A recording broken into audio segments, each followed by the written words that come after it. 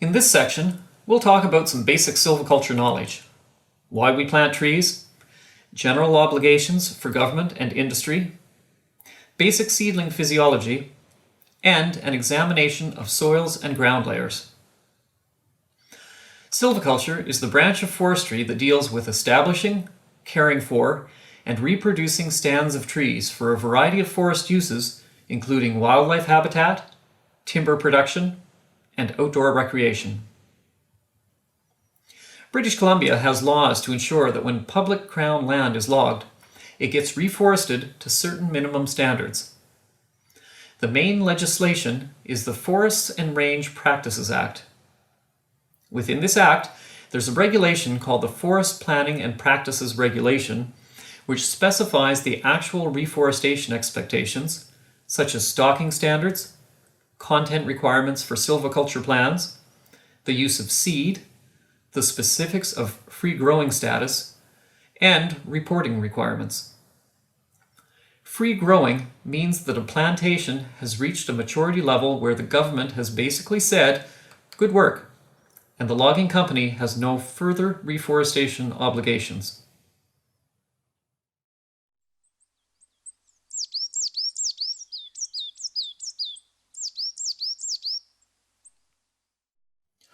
The plans that license holders operate under include detailed lists of stocking standards. Let's try to understand what they mean. Preferred and acceptable species are the different species that are considered to be best suited to the site. Preferred species are those species that the forester would prefer to establish on the site. Acceptable species aren't the best species for the site, or may have less value as future crop trees, but they'll grow well enough. The combination of preferred and acceptable are the species that may legally be counted when doing surveys about the effectiveness of reforestation efforts. The target stocking standard is the number of well-spaced preferred and acceptable trees per hectare that is expected to be able to eventually produce a free-growing crop. The minimum stocking standard for preferred and acceptable species is the minimum number of well-spaced, preferred, and acceptable trees per hectare needed to achieve free-growing status. The minimum inter-tree distance is the minimum acceptable horizontal distance between the centers of two trees. If the trees are on a slope, you can't measure up or down the slope. You have to imagine that the trees are grown up, so you need to measure horizontally between the centers of the trunks. The minimum height at free growing is the minimum height that a healthy, well-spaced tree must be in order to count in a free growing survey. The regen delay date is the date by which a minimum number of healthy, well-spaced, preferred and acceptable trees must be established on the way to reaching free-growing status. There may be penalties for a logging company if they don't meet this date. The late free-growing date is the latest date by which a stand must be declared as free-growing.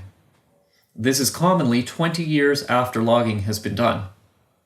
There may be penalties for a logging company if they don't meet this date. As you can see, the time frame for re-establishing a stand that's been logged covers a couple of decades. The cycle from logging a stand to watching it grow back to maturity can take a lifetime because trees might not be logged until they're 80 years old. Planters are often present on the blocks for only a few days during this entire period. Don't let this mislead you. Planters play a very significant role in the establishment of the new forest. If the trees aren't there, they can't grow. Natural regeneration from seeds on the ground complements the work that the planters do, but it's rarely enough to meet legal obligations. Trees must be planted to supplement natural regeneration.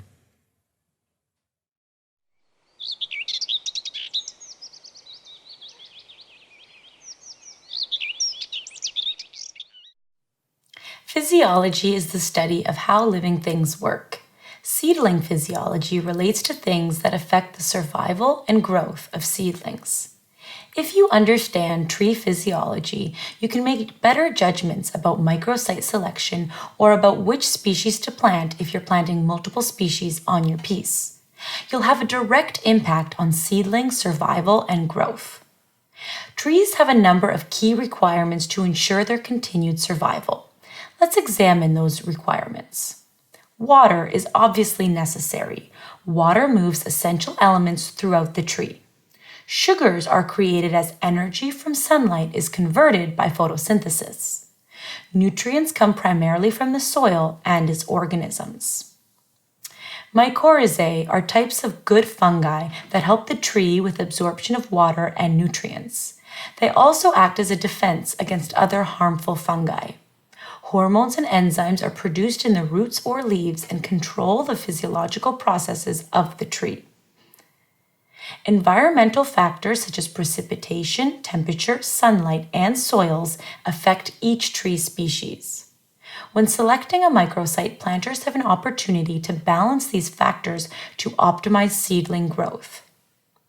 Microsites can be high and dry or low and wet. They can be cool or hot, exposed or protected from the sun and wind. And they can be located in nutrient-poor or nutrient-rich soils. As a planter, you are going to have to understand what all of this means.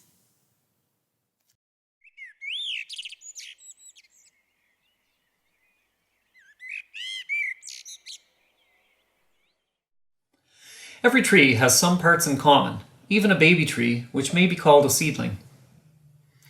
The roots absorb nutrients and water and anchor the tree. The roots are one of 3 growth sites on a tree. The leaves or needles are the site of photosynthesis and hormone production. The trunk provides support and a path for the transport of essential nutrients.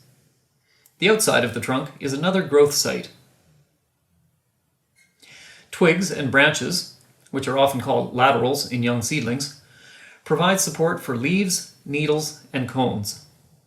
The twigs are the 3rd site for growth on the tree. The crown is the upper region of the tree.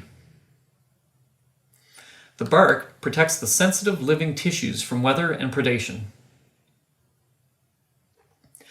Flowers and cones are the male and female reproductive parts of the tree. There can be male or female cones and male or female or unisex flowers. To really confuse things, some trees can be male or female, and other trees have the reproductive parts for both genders but can't pollinate, and some trees can even self-pollinate. But this is a long and confusing story that varies significantly from species to species, so let's not worry about pollination. Seeds are the part of the plant that contains the embryo. They are contained in cones, fruits, or flowers. Unfortunately, planters have the potential to damage seedlings with poor handling. Each part of a young seedling is sensitive and critical to its growth and survival. This explains why there's such an emphasis placed on stalk handling by supervisors, checkers, and silviculture foresters.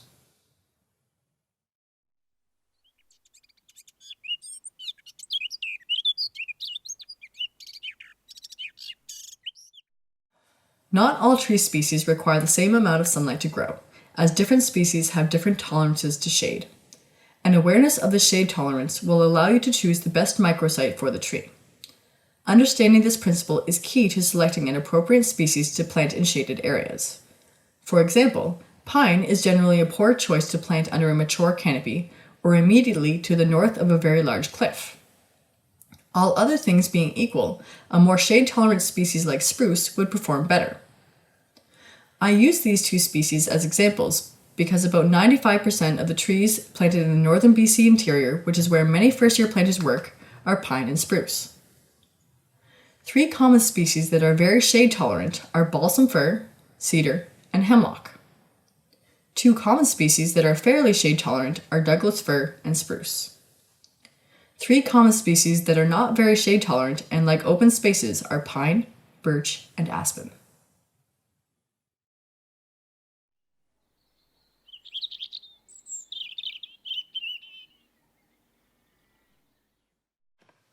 When a silviculture forester is deciding how to reforest a site, he or she considers factors such as site preparation, species and density selection, timing of the planting, stock type selection, and legal obligations. Seedlings, once they're planted, can't just get up and move over a few feet to find a better spot. When you decide where to plant a tree, it's stuck there permanently. Hopefully, if you've picked a good spot and planted it well, it won't die for many decades. Since seedlings can't move to avoid environmental stress, they must be able to tolerate it to some extent. For photosynthesis, seedlings need the light to be of sufficient intensity. The duration of light can trigger changes like winter dormancy. If seedlings don't have enough light, they won't have normal form and they won't be able to germinate seeds. Temperature affects growth in 3 ways. It affects enzyme and chemical reactions, which can only occur in a limited temperature range. Changes in temperature trigger bud and seed cycles. Temperature extremes can injure seedlings. Interestingly, temperature extremes in the main upper part of the tree don't have a lot of effect. Seedlings are most sensitive to high temperatures in the narrow band from about 1 centimeter above ground level to about 1 centimeter below the ground level. This is approximately where the seedling's root collar should be. Incidentally, the temperature of a young seedling isn't affected just by climate and weather. It's also affected by soil properties, the slope of the ground, and the aspect. The aspect is the direction that the slope is facing. Aspects that face south receive more sunlight and are therefore warmer. Frost may damage a seedling or reduce its growth. Frost is common at high elevations or in depressions where cold air pools. It will damage young trees that have not gone through a physiological process known as hardening off. Frost may also cause frost heaving, especially in fine textured soils. If you're planting on a frost-prone site, you may be asked to plant on raised microsites to minimize frost problems. Too much or too little water can be a problem. Drought tends to be a problem on southern exposures or on rocky and coarse textured soils. Excessive moisture obviously accumulates in low-lying areas, and soil that is too wet has too little oxygen for proper seedling growth. If you're planting in high moisture areas, try to hit raised microsites up out of the water as much as possible. If you're planting in a drought area, stay away from grass competition. Find a shady microsite and avoid elevated microsites as much as possible. Seedlings can be affected by physical damage too. Snowpack in the winter can bend trees, reducing their value and their ability to compete for sunlight, and also increasing the possibility that they might break. Heavy vegetation can choke out young trees. Animals and insects can also cause physical damage that might compromise critical tree structures. The type of soils affects the nutrients. Finer soils are more nutrient-rich. Duff is also an important source of nutrients. Low nutrient sites can be managed by using fertilizers, although planters in northern BC don't usually plant fertilizer packs along with trees.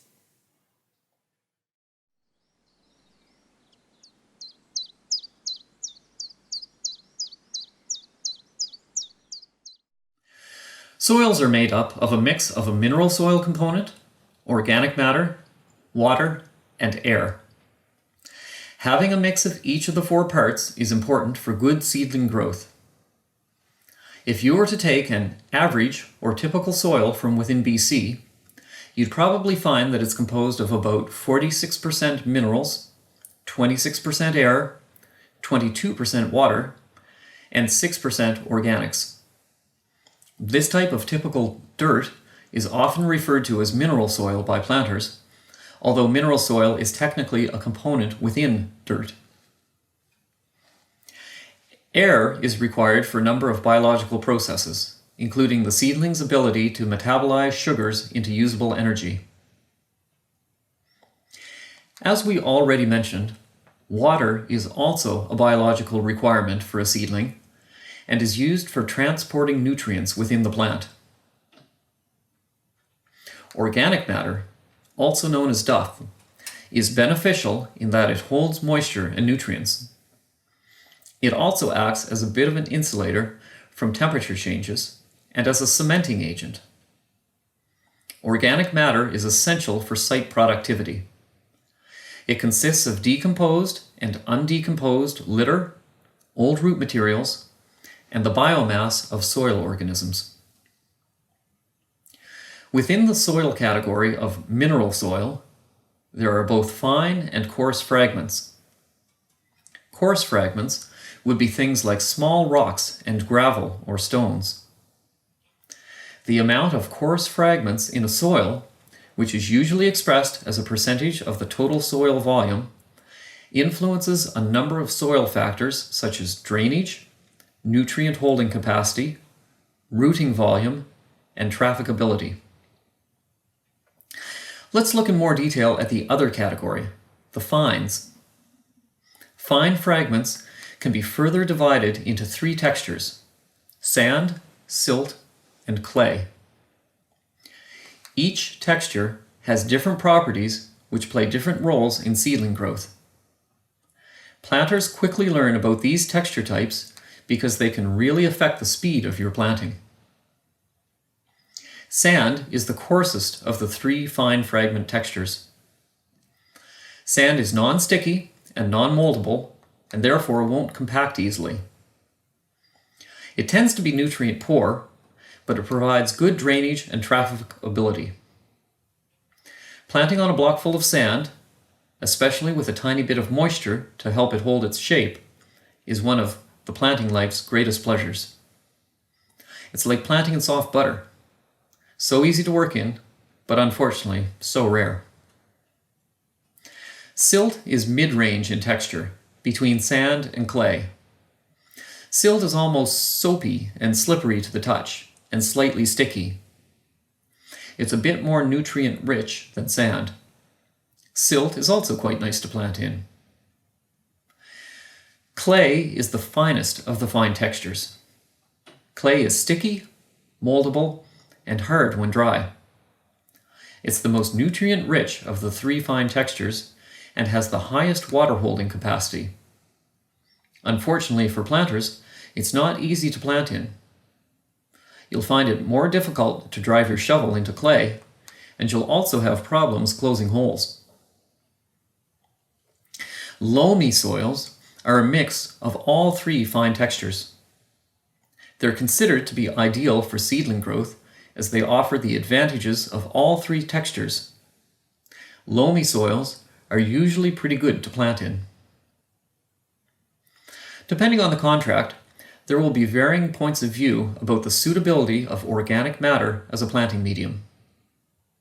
On the coast, planting in organics is highly encouraged for many species, but the coast is a lot different than the BC interior.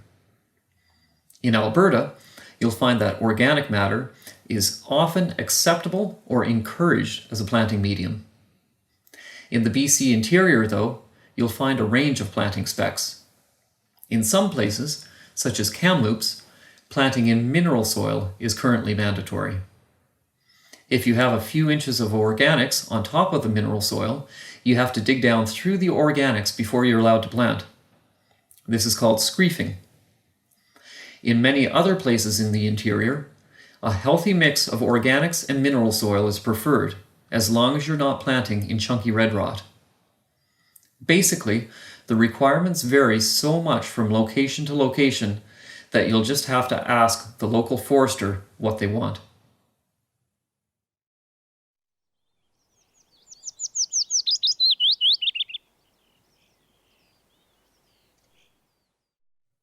Since we briefly referred to frost and dormancy in this video, let me quickly mention something about seasons.